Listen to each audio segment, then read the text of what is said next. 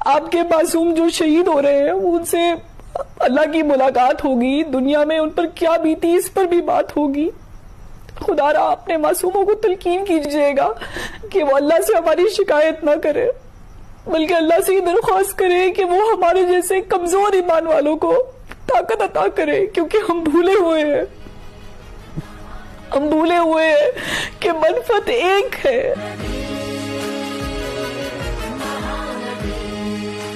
India and Pakistan don't go to war, but if they did go to war, it would probably be the most entertaining war of all time, yeah? Because the Indian soldiers would run out on the battlefield and they'd be like, time for you to die!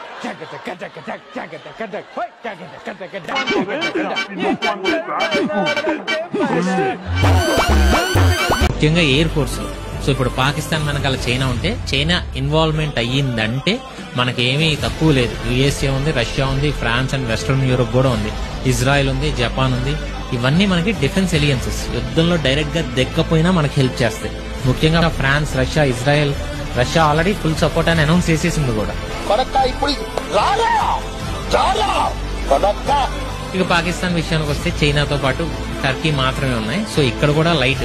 So ఏం చూసుకుని యుద్ధం అని రెచ్చిపోతున్నారో నాకైతే అర్థం కాదు. And Pakistan political leaders కూడా ఇష్టం వచ్చినట్టు మాట్లాడుతున్నారు. ఇంతవరకు పాకిస్తాన్ లో అందరూ ఈ అటాక్ కి మాకు సంబంధం లేదనే చెప్పారు, కానీ యాక్షన్స్ మాత్రం చాలా వెరైటీగా ఉంటాయి. దారుణంగా ఉందని, ఉద్రిక్తతను తగ్గించుకోండి అని ఇరు దేశాలకు కూడా సూచించారు. దీనికి వీలైనంత తొందరగా ముగింపు పలకాలని కోరారు. ప్రపంచానికి శాంతి కావాలి, ఘర్షణలు కాదు అన్నారు ట్రంప్. ఈ ఆపరేషన్ సింధూర్ తర్వాత అమెరికా నుంచి మరొక ట్వీట్ కూడా వెలువడింది. ఉగ్రవాదులపై ప్రతి చర్యకు దిగే హక్కు భారత్ కి ఉంది, కానీ మళ్లీ పాకిస్తాన్ ప్రతి దాడి చేయొద్దు అంటూ ఒక హెచ్చరిక స్వరంతో అమెరికా ట్వీట్ చేసినప్పటికీ పాకిస్తాన్ దాన్ని పెడచెవిన పెట్టిందని అనుకోవాలి. ఎందుకంటే భారత్ పౌరుల మీద పాక్ దాడికి దిగింది. మోటార్ షెల్స్ ని విచక్షణారహితంగా ప్రయోగించింది. ఎందుకంటే అవి ఏ లక్ష్యం లేకుండా ఎక్కడ పడతాయో తెలియని మోటార్ షెల్స్ ని ప్రయోగించింది అంటేనే యుద్ధానికి కాలు దువ్వుతుందని సంకేతం ఇచ్చినట్లే. హలో గైస్, అందరూ ఎలా ఉన్నారు? ఈ ఇన్ఫర్మేషన్ అందరూ ఖచ్చితంగా షేర్ చేయండి. నైట్ ఆపరేషన్ సింధూర్ అని జరిగింది, అందరికీ ఇప్పటికి ఎవరు అయ్యి ఉంటారు. అంటే పాకిస్తాన్ ఆక్యుపైడ్ కాశ్మీర్ ఉంటుంది కదా, వాళ్ళపైన ఇండియా వాళ్ళు స్ట్రైక్ చేశారండి. 9 స్పాట్స్ పెట్టుకున్నారు. కేవలం ఓన్లీ టెర్రరిస్ట్ గుడౌన్స్ ఉంటాయి కదా, వాళ్ళని స్ట్రైక్ చేయడానికి. సో ఇక్కడ నుంచి మనం కూడా కొంచెం జాగ్రత్తగా ఉండాలి. మెయిన్ గా బిగ్ సిటీస్ లో ఉంటారు కదా, మన కొన్ని 215 హాట్స్పాట్స్ అని పెట్టారండి. మన న్యూస్ లో ఫుల్ గా వస్తున్నాయి. ప్రతి ఒక్కరు స్టేటస్ పెట్టండి. ఒకరికొకరు మీ వాళ్ళు ఎవరైనా పెద్ద పెద్ద సిటీస్ లో ఉంటే ఫోన్ చేసి చెప్పండి. ఇన్ కేసు వాళ్ళకి తెలియపోతే అందరూ జాగ్రత్తగా ఉండండి. ఇంకా ఫుడ్ కూడా ఎమర్జెన్సీగా సిటీస్, మెయిన్ గా సిటీస్ లో ఉన్న వాళ్ళు ఎమర్జెన్సీగా ఫుడ్ కూడా ఇంట్లో పెట్టుకోండి. క్రౌడెడ్ ప్లేసెస్ మాత్రం బాగా అవాయిడ్ చేసి కొంచెం జాగ్రత్తగా ఉండండి. ఇంకా మనకెందుకు ఎక్కడో అవుతుంది కదా, ఎక్కడో అవుతాం అనుకోకండి. ఎప్పుడైనా ఏదైనా జరగవచ్చు, మనం మాత్రం మన జాగ్రత్తలో ఉండాలి.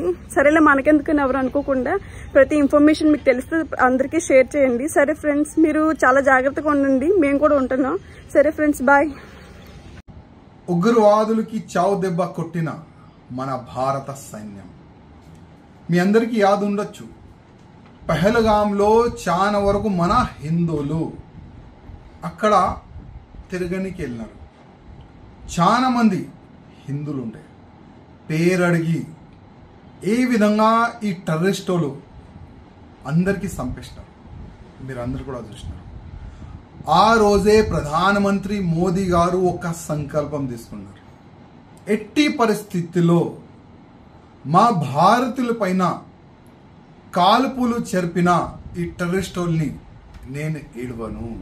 ఒక మంచి సంకల్పం తీసుకోండి. ఇవాళ చాలా వరకు కొన్ని పొలిటికల్ లీడర్లు మోదీ గారు చెప్తారో ఏం చెయ్యరు. చాలా వరకు పొలిటికల్ లీడర్లు కామెంట్ చేస్తారు. ఓకే, ఈ సమయం రాజకీయం గురించి మనం మాట్లాడదు, కానీ ఈ సమయం మన భారత సైన్యం రిజల్ట్ ఏ విధంగా ఇచ్చింది దాని గురించి మనం మాట్లాడదాం. ఇవాళ ఏ దేశం కూడా ఈ విధంగా యాక్షన్ తీసుకోదు, కానీ మన భారత సైన్యం స్వయం ప్రధానమంత్రి గారు కూర్చొని మన భారతదేశ సైన్యంకి ఆదేశం ఇస్తున్నారు, మీరేం చేస్తారు చేయండి. కానీ ఇవాళ మన భారత సైన్యం పాకిస్తాన్లో గుసాంచి టెర్రరిస్ట్ అడ్డల పైన, అంటే టెర్రరిస్ట్ అడ్డ పైన ఏ విధంగా బాంబు దాడి చేసి దాదాపు 90 అబోవ్ టెర్రరిస్టుల్ని చంపేస్తారు.